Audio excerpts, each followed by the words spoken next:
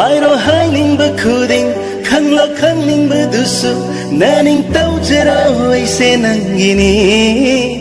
nangi apam khuding nangna ninjaba pumba thunghange lepkraba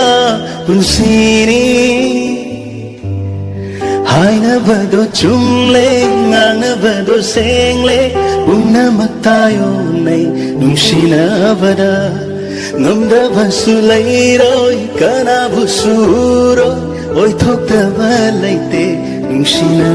bada nakna ragalang una ragasam thamoi sina penjaba dolang thambiyam tukning dakhanjo nangi thajo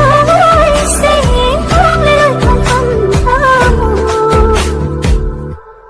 haina bado chumle ngana bado sengle unna